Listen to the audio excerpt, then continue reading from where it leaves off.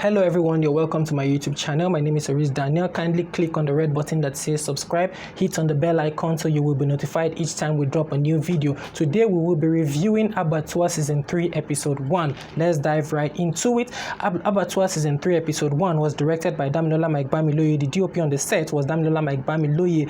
And one thing I will give Damilola Mike-Bamiloye kudos for is being able to direct a movie, be the writer of that same movie, be the cinematographer of that same movie, and play the lead role in that same movie. It's a heavy task. Every filmmaker will agree that Damilola Mike-Bamiloye is a genius. It's not easy playing or being able to carry out such tasks. It's a heavy task and it's not easy. Kudos to Damilola Mike-Bamiloye for being able to pull through. The continuity was done by Akin, sorry for murdering those names, and Chioma Chukwulotam. The lighting was done by Toluwa Olanrewaju. The sound was done by Yomi Odushino and Tobi Jesuwale, and the makeup artist was Adenike Owa, and the art director was Tomisin Fashola. Alright, after watching Abbatoir Season 3 Episode 1, I just knew that Dele and Martins are up to something at Excellence University. I just felt like Dele gaining admission into Excellence University and Martins getting a job at Excellence University means the two are up to something. They are going to change that university for Christ. You all will agree with me.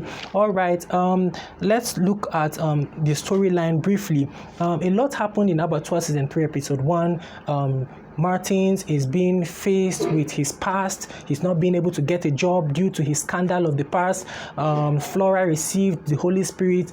Dele gains admission into Excellence University. Martins later gets a job at Excellence University finally. And a lot happened. I will not be releasing spoilers here. Head on to Damilola Mike-Bamiloye's YouTube channel so you can get the full gist. Alright, let's just dive in straight to the good things, the things I really loved about the movie. I love the aerial shots. They were beautifully done. The acting was top notch. The acting was well done. The lessons was well spelled out, and we learned a lot. There was humor. I just felt like this episode is a foundational episode, and still there was still a lot of messages to learn. The script was heavy as well. This episode, a lot didn't happen in this episode, but it was like they were trying to water the ground for what is to come. I feel like this episode is an opening for what is to come. I feel with this episode, a lot is going to happen. I feel there is a lot that is going to happen in subsequent episodes. So I think the writer tried in achieving that. You know, the first episode should make people hunger for more. So the writer did a good job in achieving that. The costuming were appropriate as well, and also the makeup artist did a good job on Chief Duro Sonya's burns and other aspects of the makeup of the film. Those were the things that were brilliant about the movie. Next thing was that, I'll move to the things that I felt didn't really sit down quite well with me about Abbatoir Season 3 Episode 1. Next thing was that there were little inconsistencies or continuity issues with Chief Duro Sonya's scars.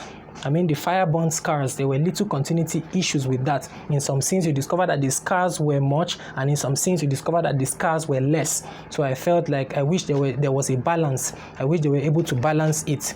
Next thing was that some scenes, in most of the scenes, there were no time zones. We didn't know when this is happening. Is it the same day?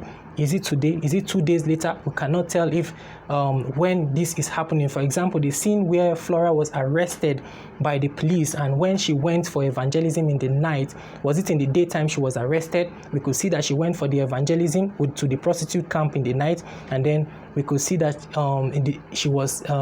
we couldn't tell if it was in the daytime she was later arrested.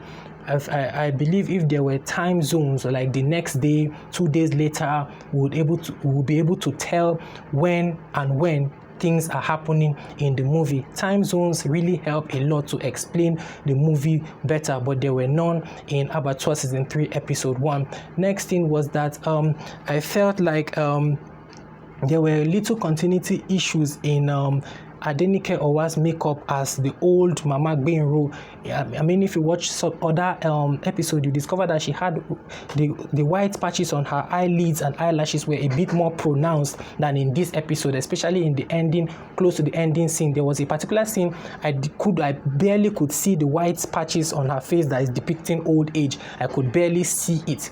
I just wish the makeup artist and the continuity managers would have been consistent in her makeup. It should have been the same for all other scenes. Ladies and gentlemen, this is all I'm able to gather for Abbatoir season 3 episode 1. Should you watch it? Yes, watch it. Head on to Damilola Family's YouTube channel and watch it, and let me know your thoughts in the comment section. Thank you very much for watching this video. I remain your wonderful reviewer, Maurice Daniel. Kindly subscribe to the channel. Thank you very much.